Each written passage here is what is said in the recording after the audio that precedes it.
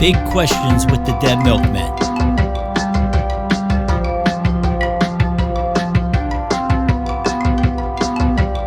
So, welcome to Big Questions. This week's question is, I want you guys to tell me two deceased musicians who you think would still be making music today had they not met an untimely demise. And if you care to, tell us what you think their music would sound like or what it would be like. And also, name two deceased musicians who you think would not be making music. I had a lot of these in my head, but I decided on, for still making music, I chose Amy Winehouse because I think she just had a great voice, and I feel like she probably could have done pretty much any genre of music with it. I feel like the fame that she got and getting into like drugs and alcohol, she met an untimely demise. But maybe she would have like somehow put out an album or something that people didn't like, so then they were just like dismiss her, and then she could slowly, start doing her own thing. And the other person I chose was Jimi Hendrix, because I feel like just anything I've seen, like interviews or just footage of him, like there's a guy who was really like alive to make music, and definitely like pushing boundaries with music. I'm not sure what kind of music he would have been making if he had lived, but sure it would have been interesting and different. So the two musicians I chose for that wouldn't be making music, first one was Elvis Presley, because I feel like he was just phoning it in at the end. He was just kind of like, he was just doing it so he could support his like speed habit or whatever, and his donut habit. Although I will say Elvis's music in the 50s and 60s was pretty good, but maybe he passed his expiration date a little late. Because he was what, 40? 45, I think, we died, yeah. And the other person I chose was Jim Morrison. I feel like, yeah, the Doors were great, but I feel like he was just like, I don't know. I feel like he just fell into that band, kind of. Like he considered himself a poet and somehow got stuck with a band. And he's basically, and again, I like the Doors, but he's basically like a Frank Sinatra ripoff. And I feel like a crooner, yeah. I feel like he would have just gotten even fatter and like just, yeah. Or the theory that he's not dead and he's still not making music, unless he's that like Iron and Wine guy or something. I don't know. Well, he did. They say he died in the bathtub, and I just don't see him getting into the bathtub. Good point. So, Dan, you like the Doors even though they didn't have a bass player? Yeah. I mean, they actually had Herbie Flowers playing on L.A. Woman, and he was like Elvis's bass. Oh, he was Elvis tying it back to. Oh my gosh, those two. All right, those are my selections. Yeah, I'm not a Doors fan at all. But anyway, the two people I chose, the first person I thought would be D. Boone, would still be making music. And I think he would be making music still with Mike Watt, and they would be making political music. And the only reason I think that is, I think that's what he was destined to do. I don't know. Be interested to see what his take was on the modern world, given that he passed away all those years ago. And the other person that I chose was Prince. I'd like to think that he'd be making nerdy home recording music, and I wondered if he'd ever get into Eurac modular synths. Can you imagine Prince on Eurac modular synths? I don't know, maybe. Prince synth.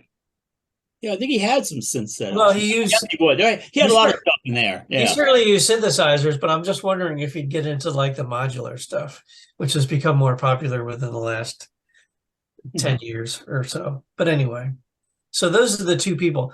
As for the second part of your question about deceased musicians who would come back and not mute music, that really, I struggled with that.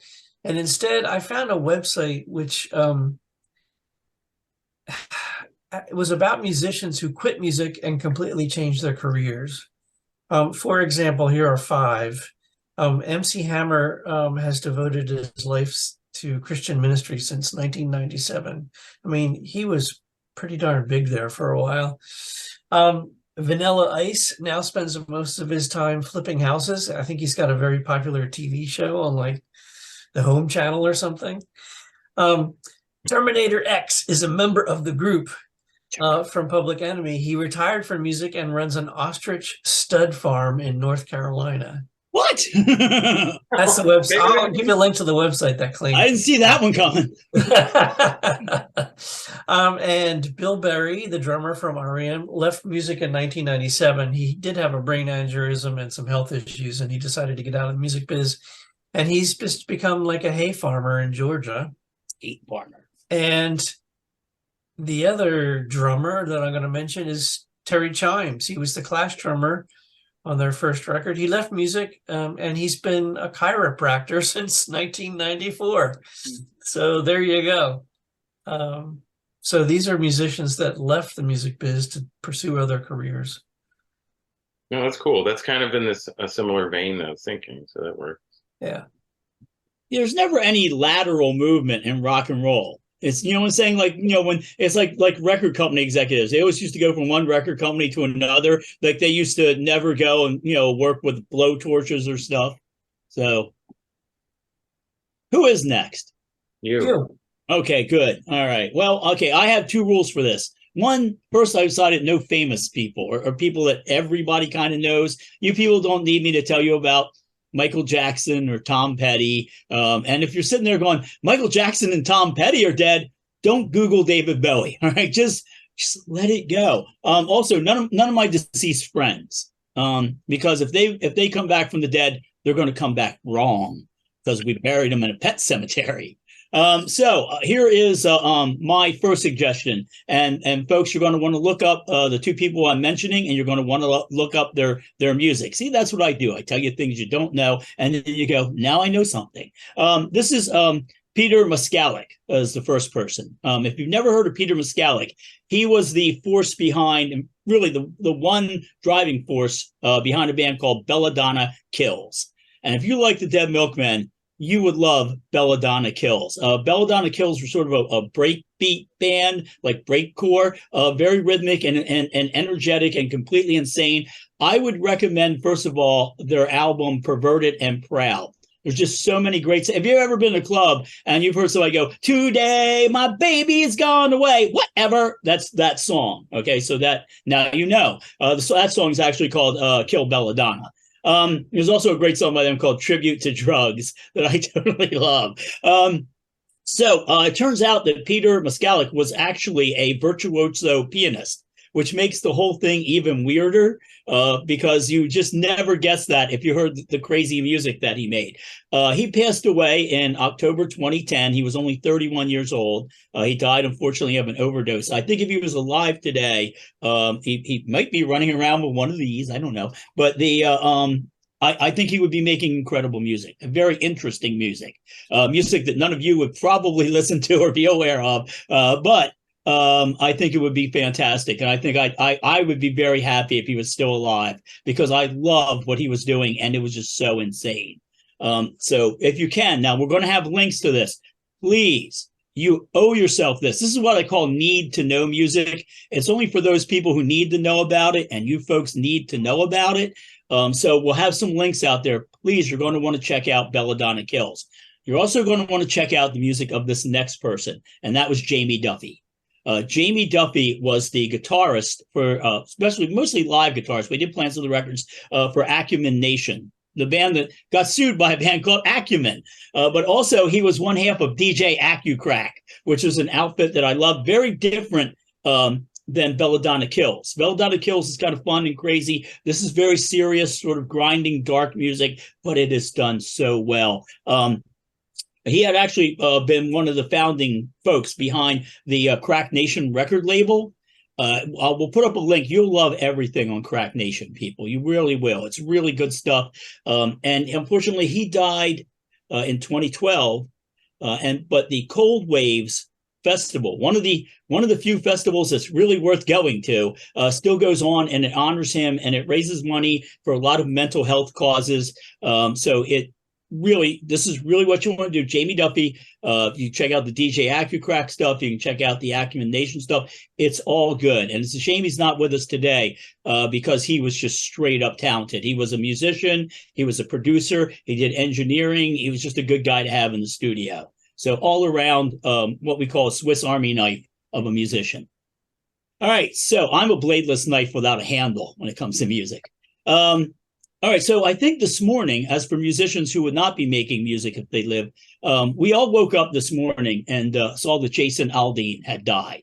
And we said, wow, what'd he die of? And then we saw that he actually died while masturbating to his own baby pictures. So people were like, try that in a small town. He's like, where do you think I learned it from? Where do you think I learned it? I don't think if Jason had lived past this morning, that he would still be making horrible music. I think he would really stick with his skill running from things. Maybe running from the sound of firecrackers several blocks away, just generally running from things, running like a, this is my Jason Aldean impersonation.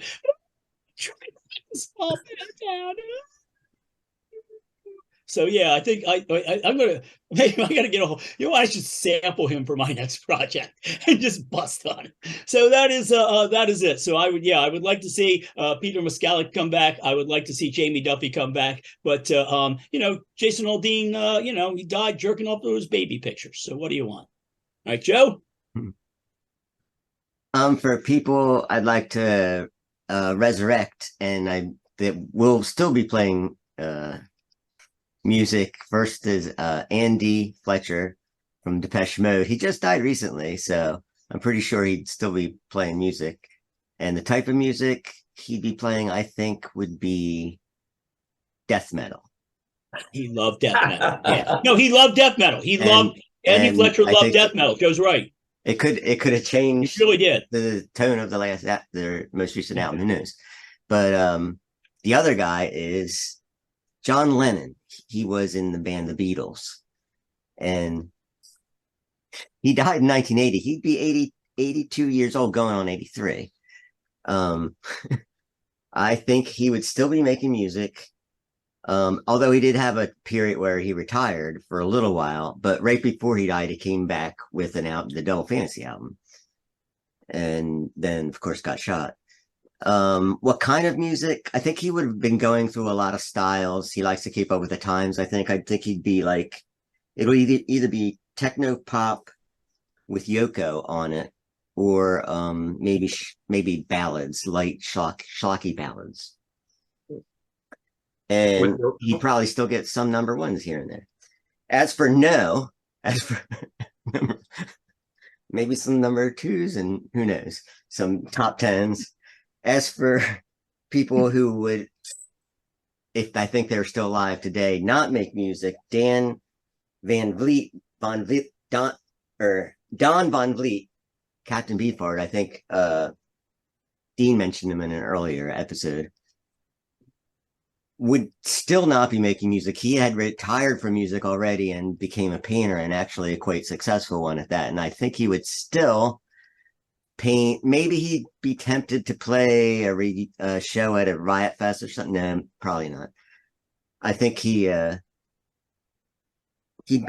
also be 82, just like John Lennon. So I think he'd be painting still. And also another Ludwig von Beethoven, who would be 253 years old if he was still alive. But I think by then he'd be so deaf he wouldn't be in playing music at all. He'd be. Agree. No, Beethoven is no longer composing; he's decomposing. Right. Dad joke. And he'd probably be pissed that all his compositions are in public domain. He's not getting any royalties. So those are my two for not. Cool. So recommendations. Well, seeing as this is being viewed on Saturday, I recommend you have some mustard today because it's National Mustard Day. Well, Saturday's National Mustard Day. August 5th. Yeah. Let's play with mustard. And while you're at it, go listen to the Headaches album, Mustard Day.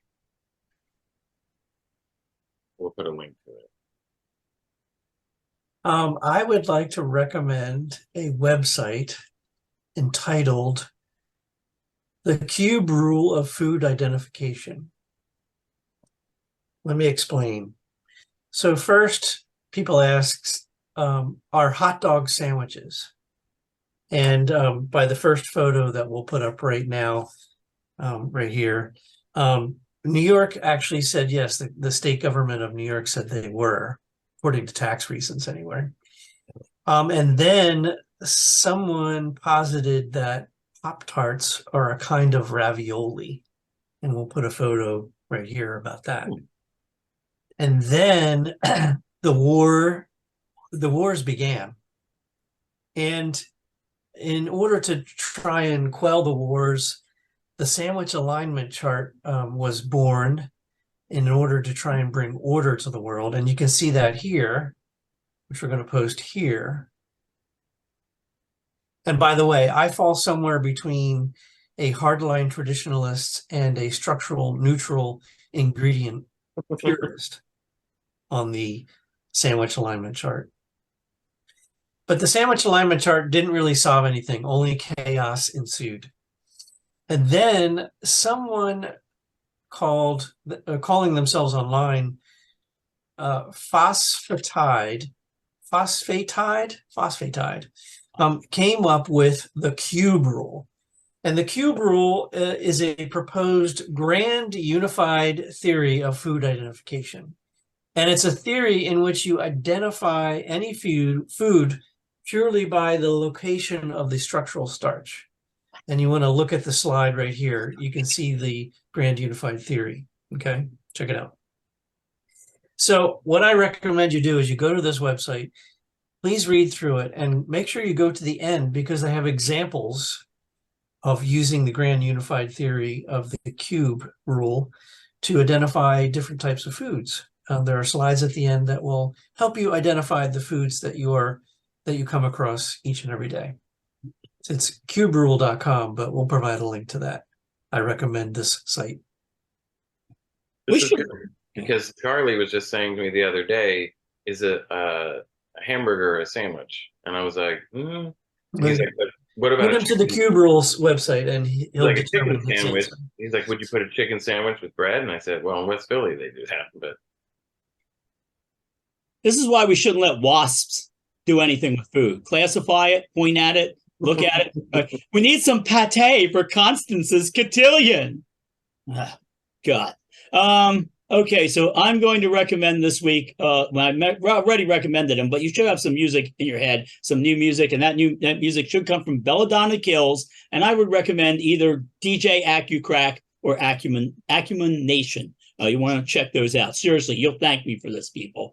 Now, the real big, well, one of the two big recommendations I have for you this week, if you have a child, make sure you have that child's next birthday party on top of an 18th century autopsy table. My wife, nephew, and my nephew's girlfriend went out to lunch over the last weekend. We were up in Bucks County. I won't tell you where. And when we came in, the woman at the front desk, the hostess, said, "You don't mind eating on an 18th century autopsy table, do you?" And I was like, hell yeah, I've been waiting my whole life for somebody to ask me that. Yes, we'll eat on the autopsy. So she goes, "Oh, wait, there may be a birthday party going on, so you may have to wait in the bar. And if it's still going on, we'll put you out here." So we go through, and I shit you not, there was a kid with a birthday party hat on, and cake in front of him, and it's on what is clearly an 18th century autopsy table. If you didn't know, you would have figured it out. It had like an anthropomorphic shape. I saw that, and I can never get that out of my head. We'll have the graphics department put up a close approximation, as close as they can get. But yeah, that made me extremely happy, and I'm hoping to see that again before I leave this mortal coil. Up next, okay, another quick recommendation here. If you have Tubi, and you should, it's free. Tubi is showing Luther. Luther was an incredible British series starring Idris Elba. He played Stringer Bell on The Wire. He's also a DJ, designs clothes. He's probably at the Large Hadron Super Collider right now.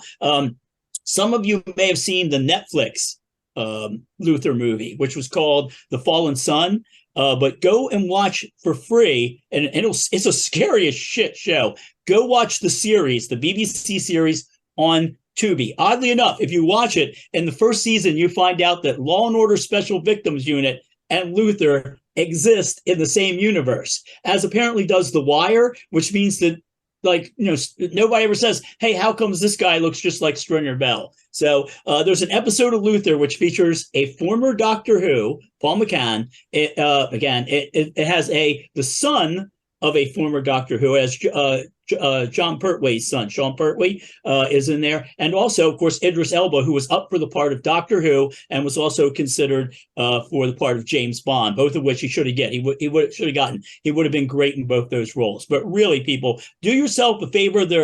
Nothing frightens me, and there are episodes of Luther that scare the shit out of me. It's not a supernatural show. It's a crime show, but it's the scariest damn crime show in the world. So you're going to want to check that out. I don't recommend these chips. Don't try these. They're made to taste like roast pork sandwiches. Is it a sandwich or a chip? It's a chip. I don't know. I just decided I don't recommend this. But I do recommend a book by science writer Rebecca Skloot called The Immortal Life of Henrietta Lacks. It's been out for a long time, but it's a great read if you haven't read it. I bet all of you have already read it, but it's a page turner. It's about Henrietta Lacks was a Black woman from the Baltimore area in the 1950s. She got cervical cancer. Doctors took samples from her cancer cells. At the time, it wasn't the practice to tell the patient that they were doing this. But unlike other cell samples at the time that doctors were trying to do research on,